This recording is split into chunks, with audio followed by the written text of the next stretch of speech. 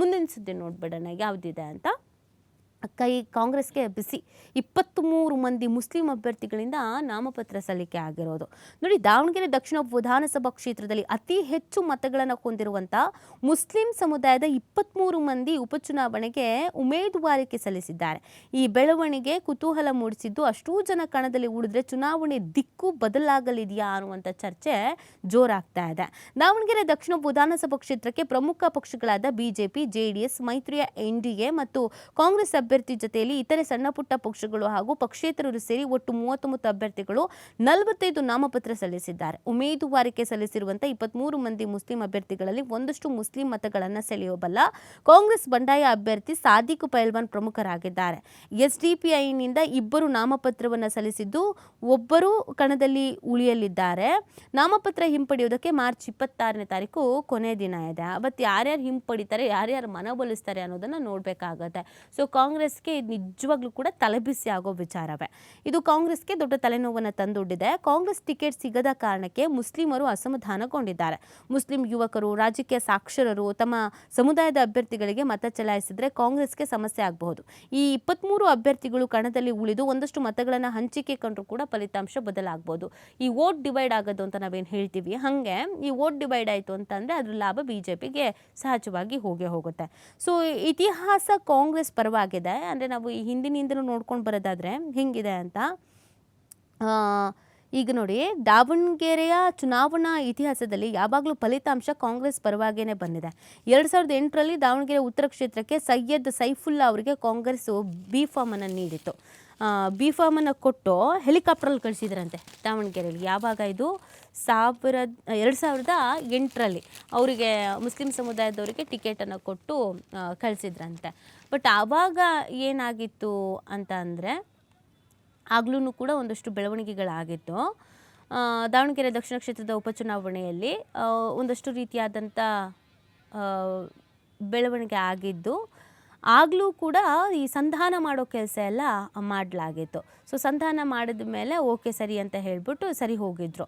So ಇದೀಗ ಹೆಂಗೆ ಅಂದರೆ, ದಾವಣಗೆರೆ ದಕ್ಷಿಣ ಕ್ಷೇತ್ರದ ಉಪಚುನಾವಣೆಯಲ್ಲಿ ಬಂಡಾಯ ಅಭ್ಯರ್ಥಿಗಳನ್ನು ಮನವೊಲಿಸಿ ಸ್ಪರ್ಧೆಯಿಂದ ಹಿಂದೆ ಸರಿಯುವಂತೆ ಮಾಡ್ತೇವೆ ಅಂತ ಕೆಪಿಸಿಸಿ ಅಧ್ಯಕ್ಷರು ಆದ DCM DK ಶಿವಕುಮಾರ್ ಅವರು ಹೇಳಿದ್ದಾರೆ. ಹೊಸದಿಲ್ಲಿಯಲ್ಲಿ ನಿನ್ನೆ ಮಾತಾಡಿದ ಅವರು, ಬಂಡಾಯ ಅಭ್ಯರ್ಥಿಗಳಾಗಿ ನಾಮಪತ್ರ ಸಲ್ಲಿಸಿರುವಂಥ ನಮ್ಮ ಪಕ್ಷದವರೇ, ಅವರೊಂದಿಗೆ ಮಾತನಾಡಿ ಸರಿ ಮಾಡಲಾಗುವುದು. ಈಗಾಗಲೇ ಅವರ ಮನವೊಲಿಕೆ ಕೆಲಸ ನಡೀತಾ ಇದ್ದು ಎಲ್ಲವೂ ಸರಿ ಹೋಗಲಿದೆ ಅಂತ ತಿಳಿಸಿದ್ದಾರೆ. ದಾವಣಗೆರೆಯಲ್ಲಿ ಶಾಮನೂರು ಕುಟುಂಬದವರಿಗೆ ಟಿಕೆಟ್ ನೀಡಿದ್ದನ್ನು ಸಮರ್ಥನೆ ಮಾಡಿಕೊಂಡ ಅವರು, ಯಾವ ಪಕ್ಷದಲ್ಲಿ ಕುಟುಂಬ ರಾಜಕಾರಣ ಇಲ್ಲ, ಕಳೆದ 5-6 ಸಲ ದಾವಣಗೆರೆ ಲೋಕಸಭಾ ಕ್ಷೇತ್ರದಿಂದ ಪಕ್ಷ ಸೋಲ್ತಲೇ ಇತ್ತು. ಹಾಗಾಗಿ ಬಲವಂತ ಮಾಡಿ ಪ್ರಭಾ ಮಲ್ಲಿಕಾರ್ಜುನ್ ಅವರನ್ನ ಅಭ್ಯರ್ಥಿ ಮಾಡಲಾಗಿತ್ತು. ಗೆದ್ದು ಸಂಸತ್ನಲ್ಲಿ ಅವರು ಉತ್ತಮವಾಗಿ ಕೆಲಸ ಮಾಡ್ತಾ ಇದ್ದಾರೆ ಅಂತ ಹೇಳಿದ್ದಾರೆ. ಇನ್ನು 23 ಮಂದಿ ಮುಸ್ಲಿಂ ಅಭ್ಯರ್ಥಿಗಳಿಂದ ನಾಮಪತ್ರ ಸಲ್ಲಿಕೆ ಮಾಡಲಾಗಿದ್ದಾರೆ. ಸೊ SS ಮಲ್ಲಿಕಾರ್ಜುನ್ ಕೂಡ ಆಕಾಂಕ್ಷಿಯಾಗಿದ್ದು, ಇಬ್ಬರ ನಡುವಿನ ಗೊಂದಲವಾಗಿ ಈ ವರ್ಷ ಕಾಂಗ್ರೆಸ್ ಅಭ್ಯರ್ಥಿಯ ಕಣದಲ್ಲಿ ಇರಲಿಲ್ಲ. ನೋಡಿ, ಅವಾಗ ಮುಸ್ಲಿಮರಿಗೆ ಅನ್ಯಾಯ ಆಗಿದೆ ಅಂತ ದೊಡ್ಡ ಸದ್ದು ಕೇಳಿ ಬಂದಿತ್ತು. ಆಗ್ಲೂ ಕೂಡ ಹೀಗೆ ಬೆಳವಣಿಗೆಗಳಾಗಿತ್ತಲ್ಲ. ಅದಾದಮೇಲೆ 2013ರ ಚುನಾವಣೆಯಲ್ಲಿ ದಾವಣಗೆರೆ ದಕ್ಷಿಣ ಕ್ಷೇತ್ರದಲ್ಲಿ JDSನಿಂದ ಸೈಯದ್ ಸೈಫುಲ್ಲಾ ಕಣದಲ್ಲಿದ್ದರು. ಆ ಚುನಾವಣೆಯಲ್ಲಿ ಅವರು ಪಡೆದಿದ್ದು 26,162 ಮತಗಳು. ಬಿಜೆಪಿಯ ಲೋಕೇಶ್ 21,282 ಮತ ಪಡೆದರೆ, ಕಾಂಗ್ರೆಸ್ ಶಾಮನೂರು ಶಿವಶಂಕರಪ್ಪನವರು 66,320 ಮತ ಪಡ್ಕೊಂಡಿದ್ರು. ಮುಸ್ಲಿಂ ಗಟ್ಟಿ ಅಭ್ಯರ್ಥಿ ಇದ್ದಾಗಲೂ ಇತರೆ ಎಲ್ಲ ಚುನಾವಣೆಗಳಿಗೆ ಹೋಲಿಸಿದರೆ ಅತಿ ಹೆಚ್ಚು ಮತಗಳ ಅಂತರ 40,158 ಮತಗಳಿಂದ ಕಾಂಗ್ರೆಸ್ ಇಲ್ಲಿ ಜಯಗೊಳಿಸಿ ಇತಿಹಾಸ ಕೂಡ ಆಗಿದೆ. ಸೊ ಈಗ ಇದೆಲ್ಲವೂ ಕೂಡ ಪ್ರಶ್ನೆ ಆಗಿದೆ. ನಾನು ಕಾಂಗ್ರೆಸ್ ಅಭ್ಯರ್ಥಿ ಅಂತಲೇ ನಾಮಪತ್ರ ಸಲ್ಲಿಸಿರೋದೀಗ. ಯಾರಿಗೂ ಇನ್ನೂ ಪರ್ಫೆಕ್ಟ್ ಆಗಿಲ್ಲ. ವಿಶ್ವಾಸ ಇದೆ ನಮಗೆ. ಸ್ಟೇಟ್ ಗೌರ್ಮೆಂಟ್ ಮೇಲೆ, ಹೈಕಮಾಂಡ್ ಮೇಲೆ ನಮಗೆ ವಿಶ್ವಾಸ ಇದೆ. ನಮಗೆ ಬಿ ಫಾರಮ್ ಸಿಗ್ತೈತಿ, ಮೈನಾರ್ಟಿಗೆ ಸಾದಿಕ್ ಪೈಲೋಟಿಗೆ ಸಿಗ್ತೈತೆ ಅಂತೇಳಿ ವಿಶ್ವಾಸ ಇದೆ. ಹಂಗಾಗಿ ನಾವು ನಾಮಪತ್ರ ಸಲ್ಲಿಸಿದ್ವಿ. ಆವಾಗ ತೀರ್ಮಾನ ತೊಗೊತೀವಿ ಸರ್. ಸೋಮವಾರ ದಿವಸ ಎಲ್ಲ ಧರ್ಮದವ್ರಿಗೆ ಕರೆದು ನಾವೆಲ್ಲ ಕಳ್ಳು ಬಳ್ಳಿ ಸೇರಿ, ಎಲ್ಲ ನಮ್ಮ ಅಭಿಮಾನರು, ನಮ್ಮ ಅಣ್ಣ ತಮ್ಮಂದರು, ಶಿಷ್ಯಂದರು ಸೇರಿ ನಾವೇನೋ ಒಂದು ಒಳ್ಳೆ ಊರಿಗೆ ಒಳ್ಳೇದೇನಾಗ್ತೈತೆ ಆ ತೀರ್ಮಾನ ತೊಗೊತೇವೆ. ಶುಕ್ರವಾರ ನಮಾಜ್ ಟೈಮ್ ಆಗಿದೆ. ಹ್ಞೂ ಸರ್, ಒಂದೇ ನಿಮಿಷ ಅಲ್ಲ, ಶುಕ್ರವಾರ ನಮಾಜ್ ಟೈಮ್ ಆಗಿದೆ. ಹ್ಞೂ ಸರ್ ಮಾಡಿದ್ದೀನಿ.